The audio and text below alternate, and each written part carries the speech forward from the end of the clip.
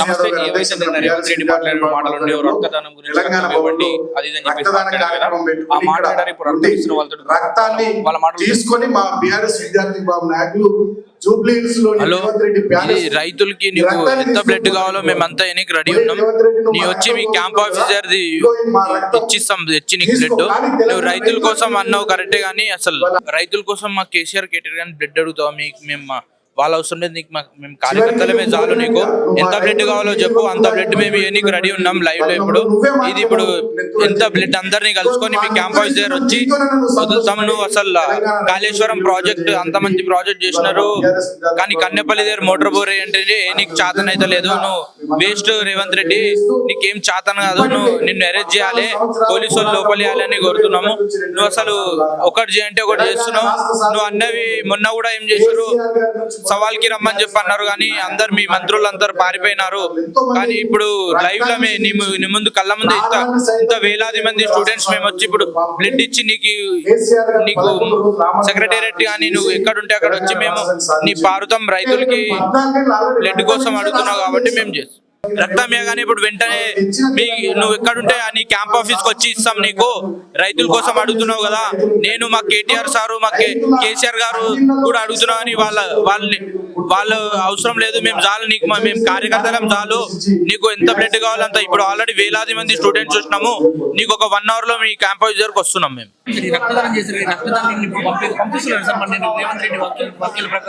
రేవంత్ రెడ్డి అనేటోడే ఒక క్రూర మృగము. వీడు రక్త పిశాచి, రక్తాన్ని తాగాలనే దాహం తీస్తున్నటువంటి రక్త పిశాచి.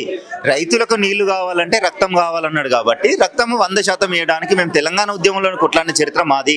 తెలంగాణ కోసం 100 కేసులు పెట్టుకొని జైల్లోకి పోయినాము. తెలంగాణ సాధించిన చరిత్ర కూడా బీఆర్ఎస్ పార్టీకి తగ్గదు. కేసీఆర్ గారు చావు నోట్లో తలబెట్టి తెలంగాణ సాధించినటువంటి తెలంగాణ జాతిపిత కేసీఆర్ గారు. రైతులు బాగుండాలి, రైతులు బాగుంటే రాజ్యం బాగుంటుంది, ఎద్దేసిన వ్యవసాయము రైతేసిన రాజ్యం బాగుండదని చెప్పి నమ్మిన ఏకైక వ్యక్తి కేసీఆర్ గారు. రైతుల కళ్ళల్లో నీళ్లు కాదు, రైతుల పొలాల్లో నీళ్లు చూడాలని చెప్పి కాళేశ్వరం లాంటి బృహత్తరమైన కార్యక్రమం తీసుకొచ్చి 3.5 సంవత్సరాలలోనే కట్టినటువంటి ప్రపంచంలో కూడా ఇంత గొప్ప ప్రాజెక్టు కూడా ఎక్కడా లేదు. కానీ ఈరోజు రైతులకు నీళ్లు కన్నెపల్లి పంప్ హౌస్ నుండి ఎత్తిపోయిరా నాయన అంటే రక్తం కావాలి, రక్తం తాగుతాము, రక్తం బీజిస్తాము. రిటైర్డ్ ఇంజనీర్లు కూడా చెప్పిర్రు, నీ కన్నెపల్లి పంప్ హౌస్ నుండి నీళ్లు ఎత్తిపోసే అవకాశం ఉంది, ఎత్తిపోయండి, ఎల్నినో ప్రభావం ఉందని అనేక మంది శాస్త్రవేత్తలు చెప్తున్నారు. కాబట్టి ఎల్నినోను తట్టుకోవాలంటే ఇప్పుడు మనం ఎంత ఒక చుక్క కూడా ఇప్పుడు ఇంపార్టెంట్. కాబట్టి నీరుని ఎత్తిపోసుకొని ప్రాజెక్టులు నింపుకుంటే రాబోయే రోజుల్లో తెలంగాణకు సుభిక్షంగా ఉంటుంది, తెలంగాణ రైతులు మంచిగా ఉంటారని చెప్పి నమ్మినటువంటి బీఆర్ఎస్ పార్టీ ఈరోజు రైతులు బాగుండాలని చెప్పి పోరాటం చేస్తుంటే, ఇటు కేటీఆర్ గారు అటు హరీష్ రావు గారు పోరాటం చేస్తుంటే వాళ్ళ రక్తం తింటాము, రక్త మాంసాలు చల్లుతాము అని అంటే వాళ్ళ రక్తం ఎందుకు? మేము తెలంగాణ కోసం కొట్లాడినాం కదా, వాళ్ళు తెలంగాణ కోసం పోరాడిన వాళ్ళు కదా, తెలంగాణ సాధించిన వ్యక్తులు కదా. దీనికి తెలంగాణ సోయి ఉండదు, తెలంగాణ అస్తిత్వం పైన కూడా ఆలోచన ఉండదు. ఇంతసేపటి సమైక్యవాదుల కోసం పనిచేస్తున్నటువంటి రేవంత్ రెడ్డి దొంగ, ఈ దొంగను ఓటుకు నోటు అడ్డంగా దొరికినటువంటి దొంగను రాబోయే రోజుల్లో తరిమి కొడతాం. విద్యార్థి శక్తి అన్ని సంబంధ వర్గాలను మోసం చేసినటువంటి చరిత్ర కూడా వీనికి దక్కుతుంది. రైతులకు నీళ్లు కావాలంటే రక్తం కావాలన్నాడు కాబట్టి విద్యార్థి విభాగం కూడా రక్తం ఇవ్వడానికి ముందుకు వచ్చినాం. ఈ రక్తాన్ని కూడా రేవంత్ రెడ్డి ఇంటికి గాంధీ భవన్ దగ్గర తీసుకెళ్తామని చెప్పి తెలియజేస్తున్నాం. ఈ ఒక ముఖ్యమంత్రి స్థాయిలో ఉండి ఇలాంటి భాషలు మాట్లాడి దాన్ని ఎలా చూస్తారు? తెలంగాణ ప్రజలు కూడా హర్షించుకుంటలేరు. తెలంగాణ ప్రజలు కూడా ఈరోజు చెప్పుతోని తిరిగే గన్మెన్లను తీసేసి ఎస్కాట్ను తీసేసిపోతే చెప్పుతోని కొట్టే పరిస్థితి ఏర్పడుతుంది. ఈరోజు నువ్వు ఇష్టం వచ్చినట్టు మాట్లాడటము, ఇష్టం వచ్చినట్టు వ్యాఖ్యలు చేయడము. తెలంగాణలో ఒక పోరాటం ఉంటుంది, తెలంగాణలో ఒక రైతాంగ పోరాటం, సాయుధ రైతాంగ పోరాటం చేసినటువంటి చరిత్ర తెలంగాణకు ఉంది. తెలంగాణను కొన్ని వర్గాలు కూడా ఎన్నో 1969లో కూడా ఎంతో మంది విద్యార్థులను బలి తీసుకున్నటువంటి చరిత్ర కాంగ్రెస్ పార్టీకి. దాదాపుగా తెలంగాణ ఉద్యమం జరుగుతున్న సందర్భంలో కూడా 1200 మందిని బలి తీసుకున్నటువంటి చరిత్ర కూడా కాంగ్రెస్ పార్టీ దక్కుతుంది. 60 సంవత్సరాలు కూడా తెలంగాణ ప్రజల రక్త మాంసాలను తిన్న చరిత్ర కూడా కాంగ్రెస్ పార్టీ దక్కుతుంది. ఈ కాంగ్రెస్ పార్టీని తెలంగాణ ప్రజలు హర్షించారు. రాబోయే రోజుల్లో రైతాంగం కోసం ఎంతవరకైనా పోరాడతాం, విద్యార్థుల కోసం పోరాడతాం, రైతుల కోసము, మహిళల కోసం, సంబంధ వర్గాల కోసం కూడా పోరాడతామని చెప్పి తెలియజేస్తున్నాం. ఎందుకు చేస్తున్నారు చెప్పండి. ఎలినో ప్రభావం చాలా తీవ్రంగా ఉంటది తెలంగాణలో. కాబట్టి ఖచ్చితంగా నీళ్లను వడిసి పట్టాలి, లేదంటే తాగునీరుకు సాగునీరుకి చాలా సమస్య వస్తుందని చెప్పేసి ప్రతిపక్షంలో ఉన్నటువంటి కేటీఆర్ గారు, హరీష్ రావు గారు పదే ప్రభుత్వానికి చెప్తే వినడం లేదు. పైగా మాట్లాడుతున్నటువంటి మాటలు ఏంటంటే రేవంత్ రెడ్డి గారు కాళేశ్వరం మీద చాలా అబద్ధాలు ఆడుతున్నాడు ఈ రోజుకు. ప్లస్ పంటలకు నీళ్ళు ఇవ్వడానికి సిద్ధంగా లేడైనా, పంటలకు నీళ్ళు ఇవ్వకుండా భూముల్ని ఎండబెట్టే పరిస్థితి, రైతుల్ని మోసం చేస్తున్నాడు. ఇప్పటికే చాలా రకాలైనటువంటి మోసాలు చేశారు. కాబట్టి రేవంత్ రెడ్డి గారు ఒక జర్నలిస్ట్ వేసిన ప్రశ్నకి సమాధానం చెప్పకుండా ప్రతిపక్ష నాయకుల్ని కోసి ఆ రక్తం పంటల మీద చల్లితే పంటలు పండుతాయని చెప్పిండు. కాబట్టి మాకు పంటలు పండడమే కావాలి, రైతుల సంక్షేమమే బీఆర్ఎస్ లక్ష్యం. కాబట్టి మా రక్తాన్ని ఇవ్వడానికి సిద్ధమైనము.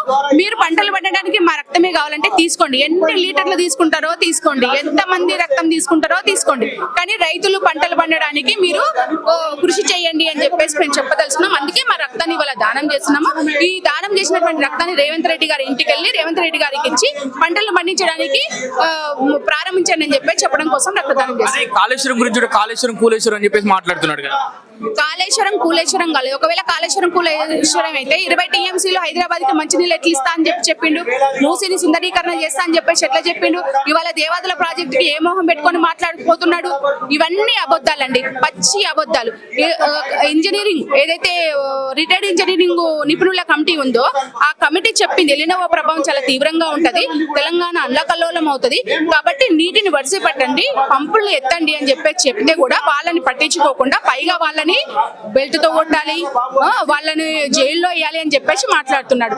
అంటే ఆయనకు అనుకూలమైనటువంటి మాటలు మాట్లాడుతున్నామో అబద్ధాలు మాట్లాడుతున్నామో వాళ్ళు చాలా గొప్పోళ్ళు. నిజాలు మాట్లాడి ప్రజల పక్షాన నిలబడి ప్రజలకి ఇబ్బందులు ఏర్పడతాయి, తెలంగాణకి ఇబ్బందులు ఏర్పడతాయి అని చెప్పేసి మాట్లాడే వాళ్ళ మీదనేమో బెల్ట్ చూపించి కొట్టాడంట. ఇది ఎక్కడి రాజకీయము? అసలు ఒక ముఖ్యమంత్రి స్థాయిలో ఉండి ఇట్లా మాట్లాడొచ్చా? ఇంత జిగుప్సాకరంగా మాట్లాడొచ్చా? అంటే ఆయన హిట్లరు అని చెప్పేసి ప్రకటించడం జరిగింది కదా, హిట్లర్ లాగా బిహేవ్ చేస్తున్నాడు. తెలంగాణను హిట్లర్ లాగా బిహేవ్ చేయడానికి ఆయన సిద్ధమైండు. అందుకే మా రక్తం కోరిండు, అందుకే మేము మా రక్తాన్ని దానం చేస్తున్నాము. ఖచ్చితంగా రైతుల పంటలు పండాలి కాబట్టి ఈ రక్తాన్ని తీసుకుపోయి పంటలలో జల్లండి. రైతుల సంక్షేమంగా ఉంటాంటే మేము దేనికైనా సిద్ధం, మా ప్రాణ త్యాగానికైనా మేము సిద్ధం. ఆ రోజు తెలంగాణ ప్రారంభించిన రోజు, ఉద్యమం ప్రారంభించిన రోజే మా నాయకుడు చెప్పిండు, మేము ఖచ్చితంగా తెలంగాణ సాధిస్తాం, సాధించకపోతే నేను రాత కొట్టండి. తెలంగాణ సాధించినాక పంటలు చాలా అభివృద్ధి చేసినాం, కాళేశ్వరం కట్టినాము, రైతులకు నీళ్లు ఇచ్చినాము. కాబట్టి వరి సాగులో ఇవాళ దేశంలో నెంబర్ 1 అయింది తెలంగాణ. కాబట్టి ఇదంతా కూడా కేసీఆర్ గారి గొప్పతనం. కేసీఆర్ గారు ఆనవాళ్ళు లేకుండా చేస్తాన్నారు కాబట్టి అందులో భాగంగానే ఇవాళ పంపులు ఎత్తట్లేదు. అదే విధంగా చంద్రబాబు నాయుడు కళ్ళల్లో ఆనందాన్ని చూడాలి. ఇప్పుడు ఇక్కడ వరద వస్తే ఇక్కడ నీళ్లు ఉంటాయి, ఇక్కడ వడిచిపెట్టకపోతే అది పట్టసీమకి వెళ్ళిపోతాయి. పట్టసీమ వాళ్ళు మరి ఎత్తిపోసుకుంటున్నారు. వాళ్ళకి ప్రయోజనం చేకూర్చడం కోసం రేవంత్ రెడ్డి పని చేస్తున్నాడు. తెలంగాణ ప్రయోజనాలు ఆయనకు అవసరం లేదు, తెలంగాణ రైతుల ప్రయోజనాలు ఆయనకు అవసరం.